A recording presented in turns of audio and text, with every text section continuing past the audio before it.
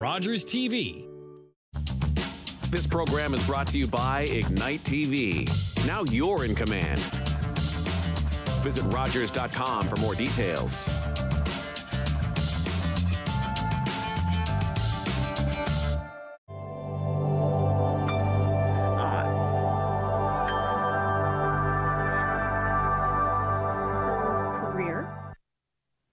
As we will, well, it's a career, is very, very different. And she is a death doula. And I'm sure a lot of you have heard of birth doulas who help bring children into life. Well, Randi does the opposite. And I think it's fabulous. I really don't know much about it. So we're all going to be learning today. So Randi, welcome to the show. Thank you for having me. Hello. Hi. Now, first of all, what is a death doula? What do you do? A death doula has a very wide scope of practice. In general, we are helping those who are moving through the death and dying process. We help them holistically, energetically, spiritually, if they choose. We are like an assistant to the person transitioning. Sometimes we are hired on by their friends and family, depending on what stage they're at. If they're not always verbal, then usually it's the family that hires us.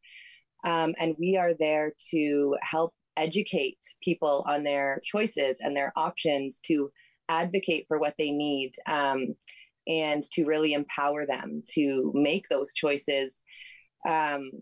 Hospitals and hospices and doctors and nurses, they're fantastic, but it's sometimes hard to get our wishes heard when really it's just so busy. The population is so big right now. There's so many people moving through that process that it can be difficult to get heard what we need and what we want. So we're there to make sure that that happens. Now, how did you get involved in this? Like, what was your motivation to? Because honestly, I'd never even heard of it until. I hadn't heard of it either when I came across it. So when I was 16 years old, my sister passed away. She actually had an aortic dissection. So she passed away, and I really struggled. I was 16 years old. She was almost 24. And I kind of lost my way, and I didn't care if I lived. I was making really terrible choices. I was hurting the people who were trying to help me. And then one day I became pregnant with my son. And so that switched my gears. But it was actually moving into the death of my grandmother that my mom pulled me aside, and she's like, you really, like, you should, my grandmother was dying, and my mom asked me to go sit with her. It was Christmas Eve. I'm not with my children's father, so they were at his house for Christmas, and I went and sat with my grandmother. Everybody else in the family, they had young children to be with and things like that. So I felt like I was supposed to be there, and I felt so good. She passed away Christmas morning, and my mom said to me, you have to read at her funeral like this. You're so good at this stuff. And I'm thinking, I'm not good at death. Like, what? you know? And she pushed me to do it. And I'm so grateful, because when I was up there speaking at my grandmother's funeral, I felt so strong, and I felt myself holding the space for people to cry and to let out their emotions and to laugh if they needed. And I felt like I was narrating, like I could narrate my grandmother's life and pull myself out of that grief for a moment. I was still in it, but out of the overwhelmed feeling of it. And that's when I realized, I could do this. Like, I can do this. And I feel really good when I do it. So I want to keep doing it. Yeah. So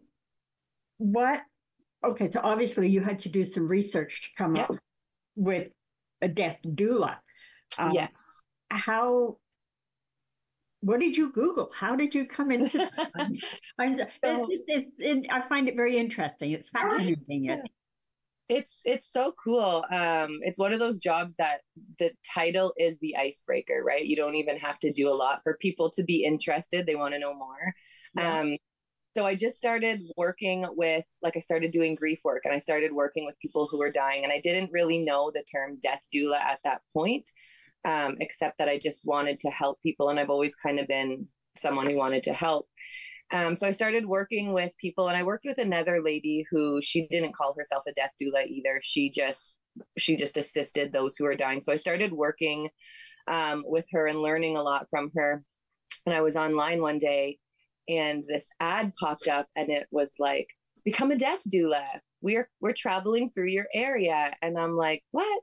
So then I Googled the term death doula, and all of these things came up, and it was so beautiful. It was everything that I wanted to do with people.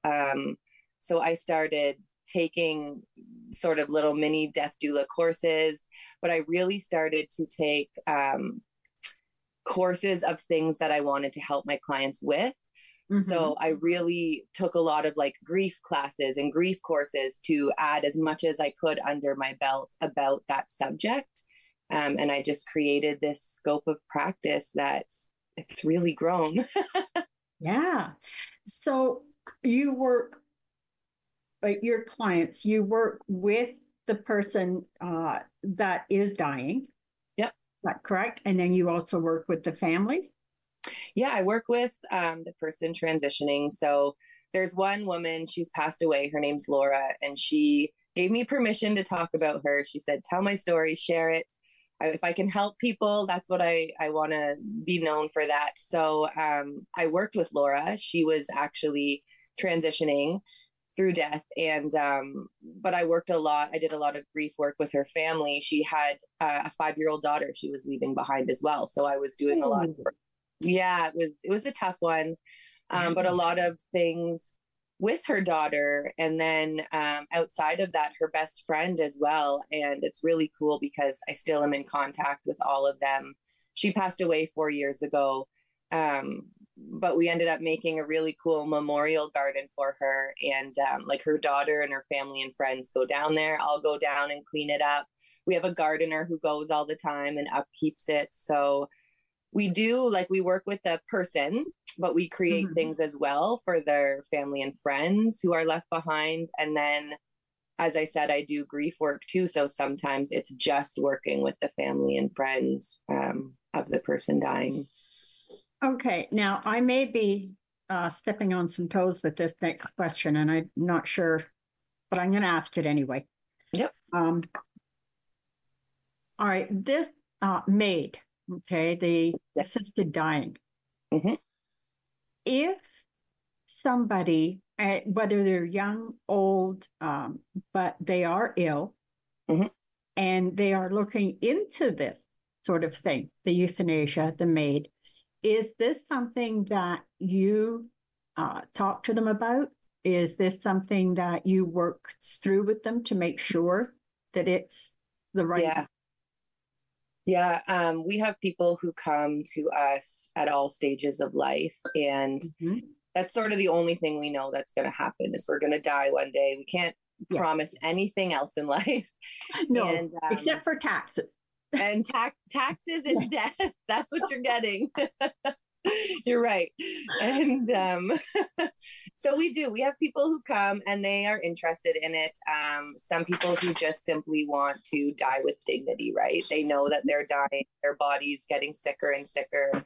There's not going to be a chance of recovery. So they really want to explore that option. And I can say that it works really beautifully sometimes because the person feels so good. They can get up and they can say goodbye, and they're leaving before, like with men especially, men are often, and I know this is an old-fashioned way of looking at things, but men were always the breadwinner and the provider, if you will. So I really see the struggle in men when they hit the end of life because they have to be taken care of, and it's really a struggle. They don't feel like that strong, like, head of their household. So like, this is one that really comes up with men, you know, they're looking for MAID. They don't want to feel weak or less. We also have people who have looked at MAID options for their children, depending on what they're going through. It's a really controversial subject made. I had a gentleman reach out last week who asked if we talked about MAID in our curriculum for our course. And I said, we do. And then he called me a murderer. And I said, I'm not out here advocating for it. I'm just exploring the options that people are interested in. Yeah. Whether it's right for them or not, that's not my final decision to make. But I know that it can be very beneficial. And I'm somebody who, this is not a popular opinion, but I believe that our souls know when we're ready. Yeah. And my uncle, he was somebody who he struggled with suicide and things like that. And he had attempted it a few times, and we actually kept saving him. We kept saving him and saving him. And a few months later, he died of natural causes after us saving him so many times. Like, his soul was ready. I believe that. So it's so controversial, but we do explore it. But I don't push or pull people from it. I just kind of hold their hand and walk through it with them. Okay. Now I'm curious, because I know, like, my dad, he always said, we were kinder to animals than we are to people. Yeah. And if an animal was in a lot of pain, had no chance of recovery, we wouldn't hesitate to put that animal down. No, we wouldn't. No. And yet with people, we will sit and watch them suffer. Yeah. And and I'll be honest, I am of two minds with it. Mm-hmm. Okay. Yeah. I think that for myself, if I was in a position where I was in a coma, never going to come out of it, on life support, that was it. It was the end of it. Yeah. Put me out of my misery. Yeah. But I think it would be very difficult. One of the things you had said that where people talk to you about it with their children, but with regards to children, that I would find really difficult. Yeah, it's really difficult. And it's interesting because when we're grieving, grief makes people do strange things. We think about what we would want, what would make us feel the best. Mm-hmm. And then we want that for our loved ones, because, like, that's the best care. If we want it, certainly that's what they need, Yeah, but not necessarily. Exactly, not necessarily, but that's the mindset. And so people are not bad for thinking that way, but it causes a lot of upheaval between family members. So it's really nice. A lot of times we're called in when somebody has like a terminal diagnosis and they're still verbal. They're like, okay, I've just been told I've been given this long to live. So they call us in and, they start to tell us, like, yes, if I get to this point, MAID is something that I would like. Can we explore this and that? And we get it all written down so that when it gets to that stage, if they're not able to express what they need, or family members start saying, no, I wouldn't want that, so we're going to take that off. We can kind of say, like, remember we talked about it. These so-and-so signed it. Here's the date. Like, we're moving forward in that. Most families really good with it. Sometimes you have to get things legalized, but yeah, so not like a lot of people struggle with it. It's really hard when it comes to children, but I'm a firm believer that everything happens for a reason. And I think so. Yeah. My dad, he was in an awful lot of pain. Yeah. And we used to talk on the phone every morning. And it's funny, the things that you remember, but our last conversation lasted 13 minutes. Oh, wow. And then he had to hang up because his hand was going numb. And this is why I always kept track of how long we were talking before he had to hang up because his hand was going numb or whatever. Yeah. And, that was the last time I spoke to him. And he took his life. Oh, wow. Because he said, first it's my legs, now it's my hands, like, what's next? Yeah. And I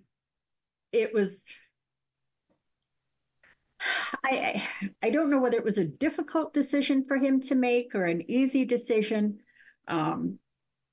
I don't know what I would have done, in all honesty, if he had sat down with me and said, look, this is what I want to do. Yeah. But at the same point, I'm like, why couldn't you talk to me? You know, like you could have prepared me for this. Yeah. And I do believe that if he had had that option of MAID at that time, I think it would have made a real difference for him. You know, the fact that he could have talked it out. He would have been able to talk to somebody without thinking, oh God, they're going to talk me out of it. And in his note, he said, I'm a coward for pain. I think he was very brave, honestly, for what he did. But I can see where somebody like yourself, a death doula, could have made a difference for him. You know, not necessarily prolonged his life, but made his transitioning easier. Yeah, 100%. Yeah. For that reason alone, like there's so many people who, sorry, I'm just fixing my camera there. Fell over. But for so many like family members, for people who come home and find somebody who's taken their life, for those who are struggling, and it's so hard because there's so many people against MAID, like you say. And then there's so many people who will take their lives, or they won't talk about what they're going through. Humans have this thing in us where we want to fix or take away people's feelings. Yeah. So they'll tell us something and, oh, okay, well, we'll just do this, this, and this, and it'll be fine and everything will be better. And not necessarily. No, you know, and sometimes we know what to do to make it better, but we don't have the strength. We're tired. Maybe we just want someone to say, you know what, that sucks, and like not take that feeling away. And so, yeah, I think it's hard. I understand when people don't want to talk about it. We're often called in to mediate those conversations where they're like, I want MAID. I really don't know how to tell my family, you know, they're going to try to stop me. Can you be there? And people don't often understand. The one thing I can say is that a lot of family members, if they are upset that MAID has been chosen or something like that, they almost always come back around after and say, you know, thank you. Like they kind of come to terms with it during their grief process, what's happened. Because as people, going back to about your father and that he hung up the phone and that was the last time he spoke, it was incredibly brave, in my opinion, for him to do that, because when people are dying, their body will be in pain. And if someone is in the room who really can't be present while that person passes away, our bodies have the ability to keep holding on. We will keep ourselves alive at our own like expense of our physical pain to keep our loved ones feeling as good as we can. You know, we'll hold off on that death process. That's where sometimes someone will leave the room and then their person passes away and they feel so guilty. They feel guilty they weren't there, but you know, we do that to protect our loved ones. So MAID is kind of like, it's sort of offering that you're not walking in and finding this person has taken their own life. They're trying to say goodbye. They're trying to include you, but they've made their choice and this is what they're doing, you know? Yeah. You know, obviously with what I do as a psychic, I have a lot of, well, I shouldn't say a lot, but there's a fair number of clients where they are going through a grief process with a loved one, someone that they've lost. And we sit and we talk about it, and they'll sit there and say, but you know, I sat with them all night and I got up and I left the room for 5 minutes because I had to take a break. I had to go to the bathroom or I had to go get something to eat. And when I come back, they were gone. Why? And then they feel so guilty. And it's like, well, no, they were waiting for you to leave. Actually, because they didn't want you, like they don't want us necessarily to see them die, to go through that, taking that last breath. Yeah. Because that can be awfully hard on the living and on the loved one. You know? Very, yeah. And we heal through our hearts and we connect through our hearts. So there is this sort of like they're trying to disengage that heart, you know, that, and it's not in a mean way that they don't love their people No. who are still alive, but they're trying, like their body has to go through this process. Yeah. So yeah, it's, I have a lot of people, same thing with their grief. A lot of people in big grief is that guilt that they weren't there. And but it was supposed to be that way. I tell them that, you know. Yes. And death of a loved one, it's a very, very difficult thing to talk about. Yes. And it's not necessarily that we're thinking about them. We're thinking about ourselves. Yeah. 100%. Really, well, you can't go because I'll miss you. Yeah. You know, what will I do without you? And I do believe that sometimes a person will hold on to life for that reason. And Yeah. I've said to different clients over the years, you have to let them know it's okay to go. You have to let them know that you'll be fine, because they're holding on, they're in pain, they're in agony, they want to die, but you've got to let them go. Yeah, you just have to. It's it's interesting. A lot of people as well, there's something that happens right before someone dies. Sometimes it's a few days before they die, and they'll get this kind of burst of energy, and the family's like, they're coming back, you know? And that can be a tough moment, because they're like, okay, we're going to scrap all the plans. And sometimes it's only like 4 hours. Sometimes it's 12 hours. Sometimes it's only a few minutes. My uncle, when he was passing away, he hadn't spoken a week, and we had his hospital bed in the kitchen of his house. And the song The Winner came on the radio by Bobby Bear. And my mom and I were doing the dishes, and all of a sudden we hear his voice, and we turn around, and he's laying there singing along every single word of The Winner.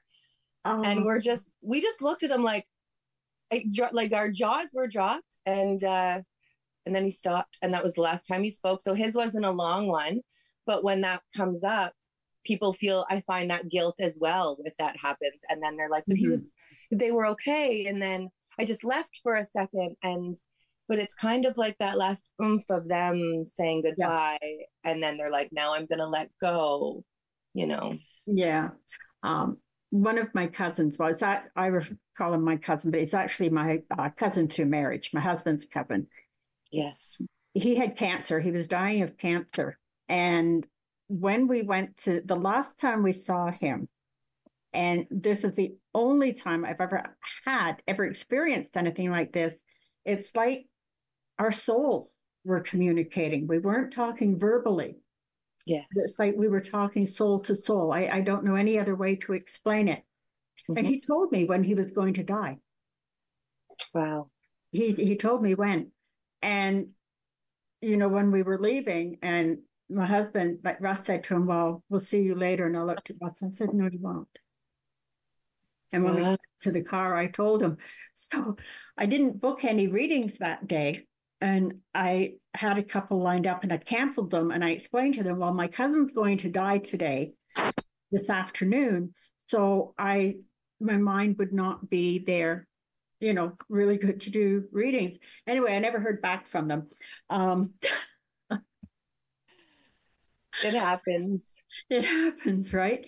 And sure enough, 4 o'clock in the afternoon, we got the word that he had gone. Wow.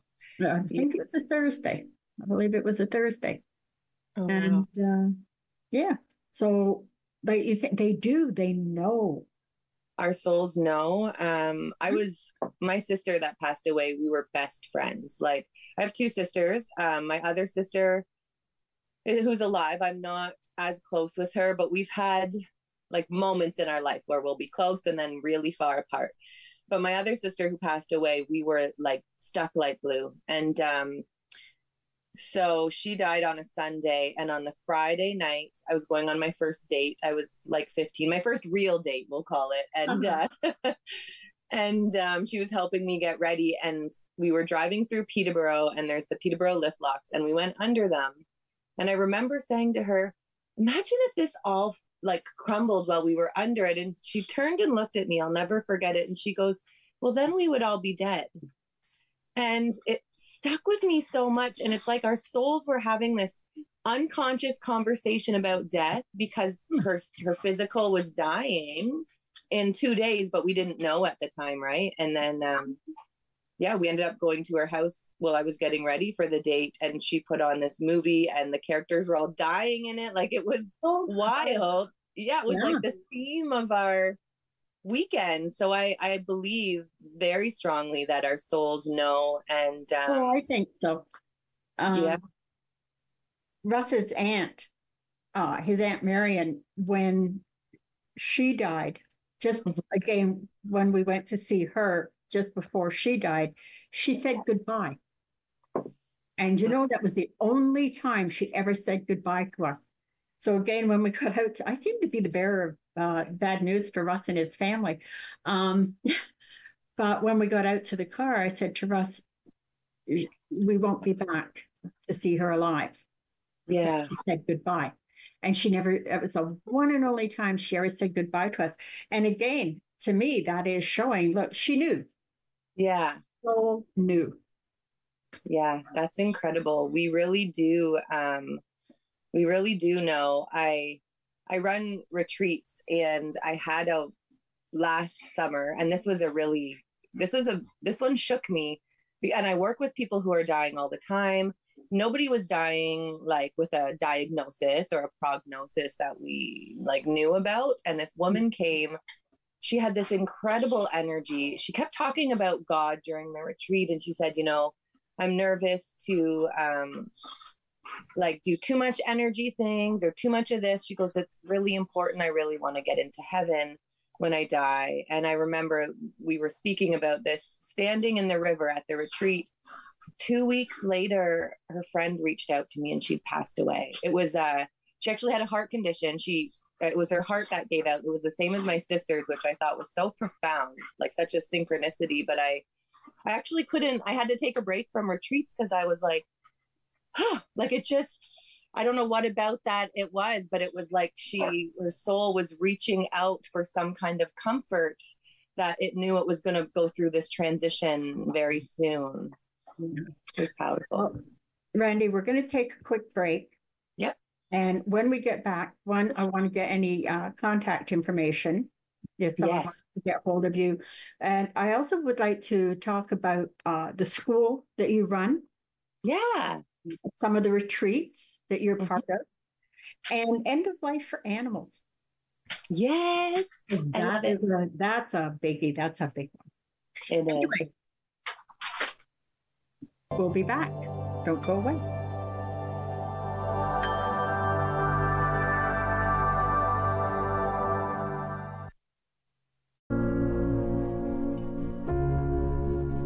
If you have any desire to be involved in a television program, this is the place, and it's been very rewarding for me.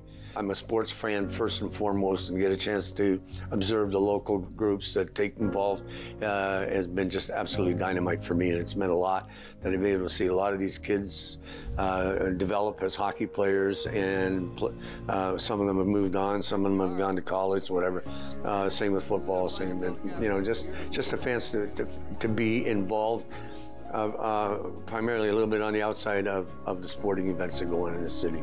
It's been great. I think the best thing is the fact is that Rogers Television in Owen Sound or probably across the province is community minded, and they provide a lot of entertainment and information that is pertinent to Owen Sound and the area. So it is an honor and a privilege to be part of that organization.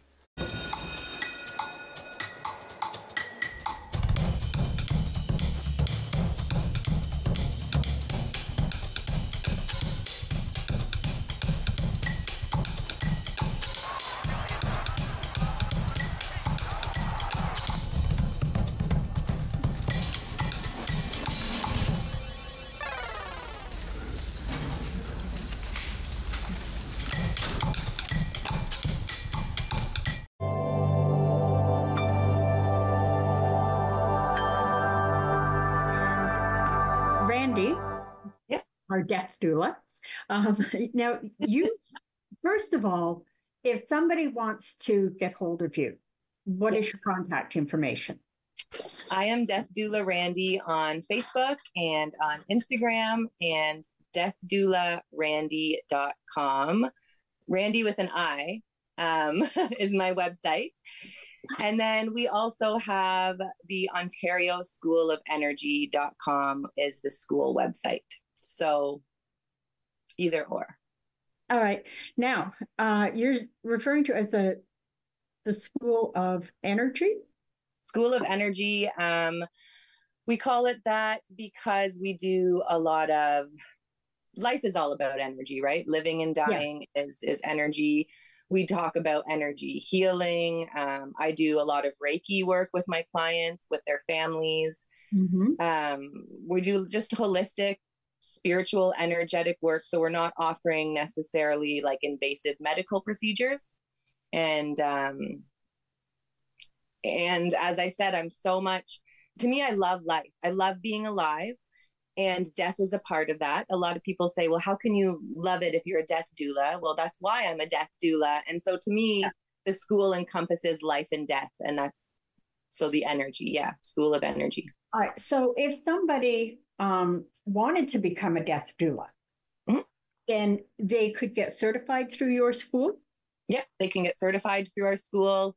We have a 6-week death doula program, and we meet 3 times a week. So one of those days we work directly out of the textbook. Another day during the week, we discuss different religious and spiritual rituals and backgrounds and like where that came out of history. And you don't have to be religious at all to be a death doula, just an open mind to help other people explore. And then another one of those days, we'll talk about the energetic aspect, what happens when you die to your body, to the energy, different feelings, different things like that. And then after those 6 weeks and you're certified and you do your final exam, we have a plethora of branch off courses to really create your own scope of practice. So you can take the things that you are passionate about in life and move that into your death doula business, which is really cool. Yeah. Now, one of the things that you also do is end of life for animals. Yes. Yeah, I'm a big animal lover. We are learning so much more about the human aspect of death and dying. So if you can imagine, animals are still like even more so behind that. Animals are incredible. I love working with them. And so I will go in and work with animals who are transitioning. I teach people how to set up a pet hospice and palliative care in their home, or they can offer this for their clients and go into their client's home and set it up and be there, because often we don't get enough time off work, if any, for our animals' deaths. No, we don't. And also, to other aspects that kind of fall in with that is like using your own pet as a therapy animal for other pets or people. That's like, that falls into end of life animal care. And something really cool that I enjoy doing is bringing together my clients who are dying and bringing them to like animal rescues with animals who are dying as well. And just bringing that together is so therapeutic. It is so beautiful. It's like they're speaking on another language. I'll watch people just connect with an animal who's also dying and just spend all day together. It's so beautiful. So yeah, like animal care, end of life animal care. We teach the course, but I do that with my clients as well. And they really fit hand in hand. It's really nice. Yeah, we last year, my husband, like Russ, had a heart attack. Went into the hospital. Now we had 2 little dogs that were, one was very old, Toby. And while Russ was in the hospital, and Russ and I had talked about it, and I made the appointment for him at the vet. He was blind. He was skin and bone. I mean, there was no quality. left in his life. So I made the appointment. I took him in on the Monday. Mm-hmm. Tuesday, I had to take our other dog, Molly. She had a seizure. Oh. And I had to take her to the vet. She had a brain tumor. Oh, goodness. And she was gone. She died. So they literally went one day apart. Yeah. And I think in a lot of ways, well, I know we are. We're both of us, we still grieve for them. And, you know, they used to sit at the door if we were out. When we pulled in the driveway, they would both be sitting by at the window by the door. And there's time, I still see them, Randi. Yeah. We drive by and I can see the pair of them. Because they're together. Sitting there waiting for us. And it's like, oh God, here we go. Here go the tears again. Wow.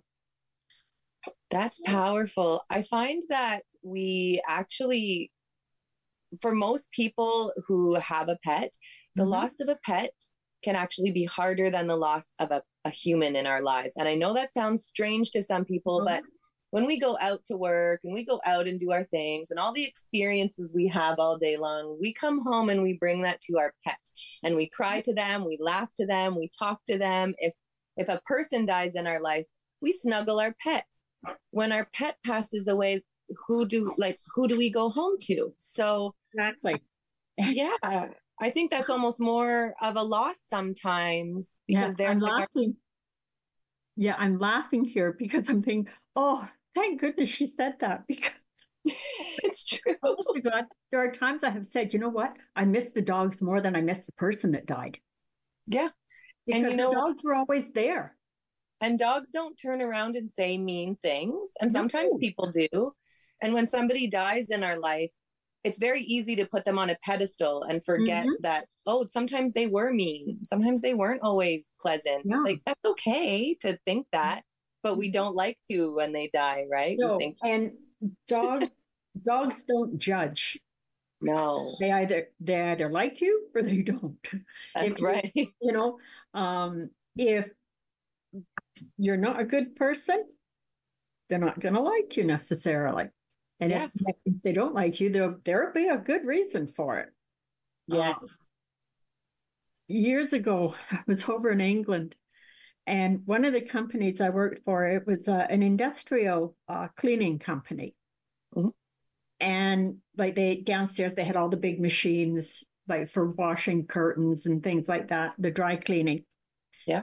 And a man came and applied for a job. And one of the dogs, the owners had 5 dogs, and one of them was a Doberman, Bismarck, and called him Busy for short. Well, whenever Busy came, Busy always sat at my feet at my desk. Well, this one man, he came in for an interview, and Busy did not like him. I literally had to hold on to him. And when the man left, I said to the boss, "You don't want to hire that person." And they looked at me and said, "Why? They're, qualified." And I said, "Yeah, but Busy didn't like him." I wouldn't trust him. Anyway, they hired him anyway, fired him a week later for drinking on the job. And I just looked at him and said, "See, you should listen to your dogs." Oh, yeah. Animals? Smarter than you think. Yeah, they're so smart. Now, you have some workshops coming up. Yes. We have actually our next Death Doula course. Our 6-week course starts April 15th. We also have an end-of-life animal care April 18th. We have post-death home and energy clearing. This is a really cool, I love this course. It's pretty popular. And it just teaches about cleansing the energy of a house when someone has passed away or just in general. And that is on the 25th. And then we also have a men's grief course on the evening in the 25th, which is new to our program, but I think it's so needed. Men and women, we grieve differently. So we do. Yeah, I think it's important. Now, are these the retreats, or are these those are certified classes? Okay. And we also have coming up For men only. There's drop in. It's going to be twice a month, men's grief chats with a man therapist who is like leading the groups. There's no women in it because I think sometimes it's hard for men to talk about their feelings with women around. Yeah. And so we have that. And then, yeah, we have some really awesome retreats coming up. The retreats, you don't have to be a death doula. You don't have to be dying. You don't have to be grieving. Those are the main questions we always get. So we have 2 rooms left at the end of April. It's April 26th, 27th, 28th. And we are working on balancing our central nervous system, connecting to spring, to nature, opening up our chakras, our energy centers, healing. And then I also run day retreats. They're just one day, usually once a month. We have them May, June, July, August, and those are in Keene, Ontario on the Indian River. So they're yeah, I may go on mute for a minute because of the dog. No worries. Mine were playing and I was laughing. We're talking about animal care and mine are like really making themselves known during that. Oh yeah, so she likes to let herself be known. I say she is still a puppy, but she's big. She's a big puppy. Yeah, she's a King Doberman. Yeah, aw. So she is. She's big and does like to protect. Very protective. But one of the comments that you had made when we spoke at the beginning is that you help people find their spark in life. Yes. I think that's wonderful. Thank you. So if you can maybe talk a little bit about how you do that, what you do, your goal, your... Yeah, so as I said, my sister... I've always been super connected to energy. So when I was little, when I was like 2 or 3, I told my mom that I was a little boy. I was killed. I was hit by a truck and I died. And she's like, okay. And then she just sent me off to play. Like this was early 90s. You didn't talk about that stuff. Oh, no. Then I started around 6 years old hearing voices and seeing spirits, and it scared me. And, you know, my mom took me for schizophrenia, like schizophrenic testing. She took me for all these tests. They're like, no, she's fine. So there was a lot of times in life where I lost my spark and I would like hid who I was because I thought people would think I'm weird. Then my sister died in high school, and that was kind of like my last spark I had, if you will. And I didn't care if I lived. I didn't care who I was hurting. I made really bad choices. But the one thing for me, when I was little, when I was playing with my Barbies, my dolls, playing make-believe, I always pretended to be pregnant and be a mom. Like I just wanted to be a mom more than anything in the world. And I got pregnant with my son, Hunter, when I was 20, and it changed my life. For me, that was my spark. My spark had come back. I tell him all the time, it's making me teary-eyed, but he just turned 17. And I say to him all the time, Hunter, you saved my life. You really did. And so it was so beautiful. So moving forward, I run these retreats, and I wasn't going to at first, but I've had people come up to me, and they still do. And they say, you know, your sister's passed away.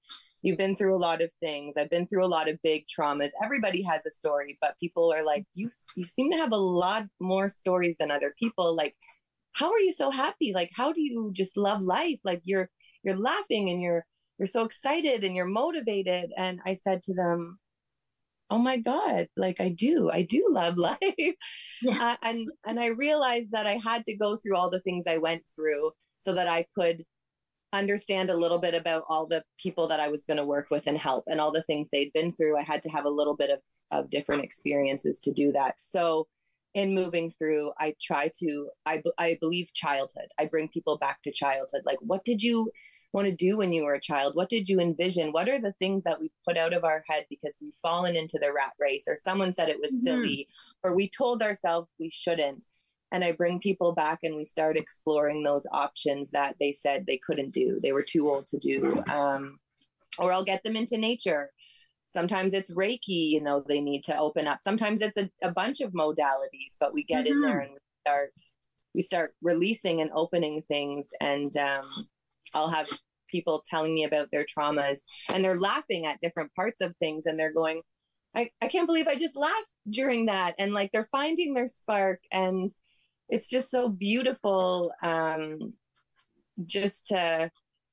So that's where I'm on both sides of the coin, to go back to MAID for a second, and suicide and that type of thing, and medically assisted death. I struggle with it because I know that life is up and down, and I know we can find the up again. But I also think some people are tired and they're ready to go. So as much as I want to help people find their spark, I'm never going to force someone to do something. I think we need to make our own decisions in those times. Yes, I agree with you. And I mean, it's a hard enough decision to make when you're making it for yourself. And I'm sure that there's times that people sit and they think, oh, I'm in so much pain. I'm tired. I just don't want to be here anymore. Yeah. And then I'm sure there's times where they start second guessing that and thinking, but what if? Yes. And well, what about this one? And what about that one? And it's got to weigh heavy on them at times. Definitely. I'm a highly sensitive person. And so sometimes it's too much. Like, I can't watch the news. I'll watch a bit and then I turn it off. I can't, if someone goes to tell me a story and I can feel energy. So I'm like, hey, I know where this is going. I can't hear it. It will sit with me for years and years. It'll make me sick. I have a hard time letting go of that sadness. And I think there's people out there who are more sensitive than I am, who it's just too much. The world is a sad place sometimes. And it's like that saying, like, you can lead a horse to water, but you can't make it drink. You can give someone all the resources to find happiness. Yeah. If they don't want to, I don't think they should have to. Like, exactly. Yeah. And, sometimes we're happy in the quagmire that we're sitting in. Yeah. Because it's what we know. And even though we're not happy with it, we're safe there because we know what it is. We know what's there. And it's not, oh, well, what? And, you get, well, what if? Well, what if it doesn't work? And what if this? And what if that? And what if I can't do it? Yeah. Yeah. So. And, yeah. But, if ever you can fit in anything with laughter yoga, let me know, because I'm a laughter yoga teacher. Oh, I absolutely could. I love that. I always say to people, like, like, flow is flow, right? So whether you're writing or you're laughing or you're screaming or you're crying, like, you got to get it out. So yeah, I love that. The laughing yoga. That's awesome. Oh, I do. It's, basically it's learning to laugh for no reason. And I did a vendor event, and there was someone in a booth next to me, and she wasn't a death doula, or at least that's not how she advertised herself, but they were sort of looked after people that were dying, grief counseling. Yes. And I mentioned to her about, well, I do laughter yoga, if you can use my services. And she was just horrified. That she was, well, it's a very serious thing. It's nothing to laugh at. And I said, but you know what? That is when people need to laugh. So badly they do. Yeah. There is a real, they've discovered that heartache, like the loss of somebody we love in our lives, can have the same traumatic impact on our brain as a head injury, as literally hitting our head, giving a concussion. Trauma from the loss of a loved one can do the exact same thing to our brains, to our mental health. It's unbelievable. To our heart as well. A lot of people have heard, like, you can die of a broken heart, of broken heart strings. So you have to find that laughter, in my opinion. It's in, like, the throes of our despair that we are, like, sprinkle some light. And that is sometimes just laughter, like, sprinkle some laughter out and like, pull us back out of it, because I agree with you. Oh, good. Because afterwards I thought, maybe I'm wrong here. Maybe this is just my weird way of thinking. But the thing with laughter yoga, like I say, it's teaching people to laugh for no reason. And like, Russ is a winter depressive. And he's also into laughter yoga. He's a laughter yoga leader. So we make a point of laughing every day, and it helps him. It helps him through it. Yeah. And, I use it on my clients and all of that. But to me, it's the one. So obviously you're grieving, but some people, when they grieve, they literally go down into a hole in the ground. You know, they go into that cave. And I think that if they can learn to bring the laughter out, to still find joy, even in that grief, even in that sorrow. Yes. It's that little ray of light. Yeah. Does that make sense, Randi? 100%. It's funny because a lot of people are doing this new like sound healing and that vibrational healing. And I work with a lady, Alicia, and she does that.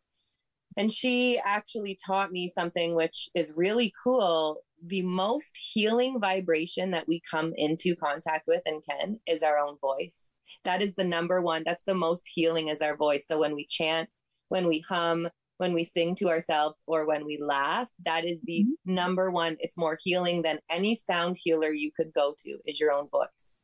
Oh, I never knew that. Yeah. So I didn't know it until her, and so she was teaching me this. So I started researching it, and sure enough, because it comes from our biological makeup, so it works the best with our like homeostasis and our body's ability to naturally work and operate. So the laughing yoga, of course, to me would be so healing to our bodies, like to the cells and our cellular makeup. Yeah. Well, it does have a lot of healing aspects, right? Things that it helps with. I mean, depression and anxiety is a huge thing. Yeah. And when we hear ourselves, not to get too energetic, but when we tell ourselves something negative or sad, or we hear ourselves say it, or someone tells it to us and we internalize it, we'll push it down. That lump in our throat, we push it down, get it into our heart. And our solar plexus, it's this yellow chakra right in the middle of our body. That chakra will take that and make it physical illness, physical disease, you know? So we have to not, when we hear our voice depressed and sad, and that lifting it up, forcing a laugh, forcing a chant, or screaming it out, that lifts that energy up and out. It's not letting it settle in our bodies. So it's so healing. Oh, it is. I mean, it makes a lot of sense.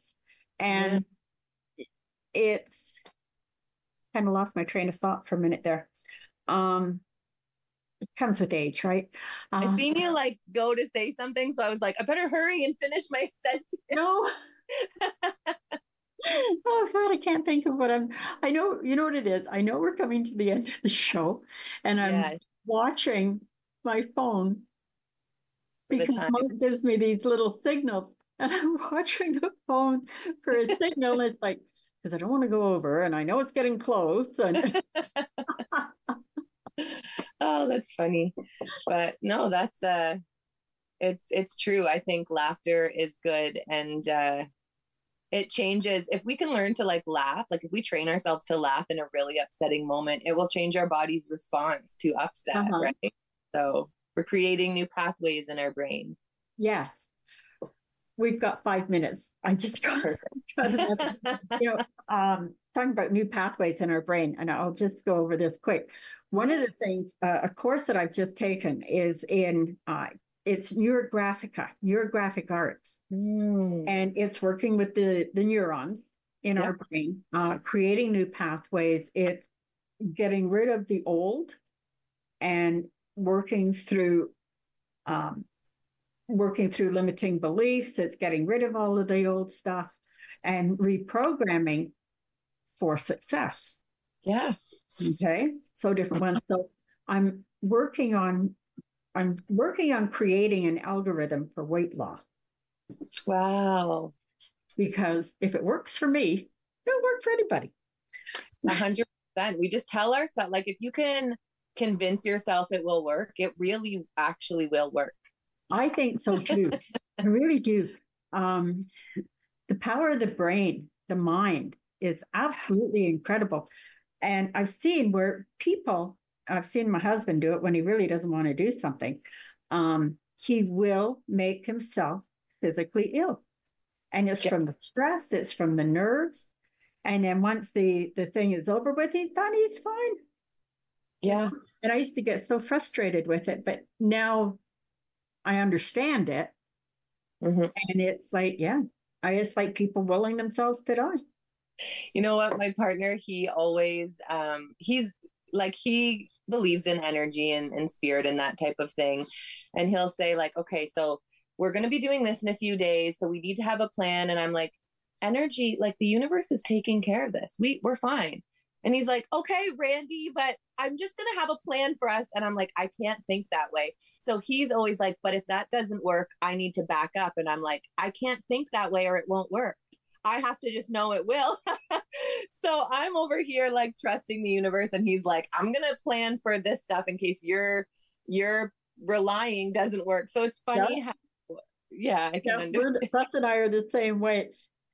Because I'll do something and he'll say, well, what about this? Or what about that? So I'm not worried about it because this is how it's supposed to happen. Yeah. And if the universe has a different plan and it goes different, well, that's okay because that's how it's meant to be. Yeah. Yeah. I've already got this all thought out. And it's funny, right? Mike will be like, no, we need to talk about it. Yeah. I'm like, I can't even focus on the what if. I can't vote because then it will make the what if happen. Right. You've got to focus on the now. You've got to focus on the positive, on it happening so it will happen. Because if you focus on the negative and all the problems, well, that's what's going to happen. Anyway, we've got a minute left. So just to sort of end the thing, if you can very quickly give us your contact information again. Yep. Death Doula Randi at gmail.com. Death Doula Randi on Facebook. Death Doula Randi on Instagram. OntarioSchoolOfEnergy.com. Those are all the different ways that you can reach out to me online. Excellent. Excellent. Awesome. All right. Well, our time is just about up. Yeah. Thank you so much for having me. Oh, you're welcome. And I was going to say thank you for being a guest on the show. It's I will admit you're very different from from any other guest that I've had. Good. No, but I think it's great. And, sometimes you have to do different. Yes. You really do. I was told when I was a kid, I'm here to make people think differently. And I will grow up doing that. And here I am. So. Well, that's good. And that is a good thing to do. Yeah. So on that note, everybody, being different, nothing wrong with that. It's great. It's great. If that's your path in life, absolutely. Embrace it and enjoy it.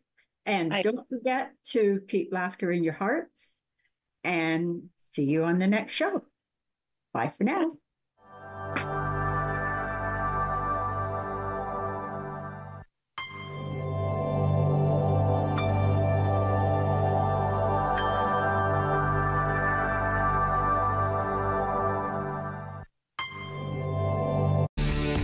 Connect with us by visiting our website or email us at comments@rogerstv.com. Best you.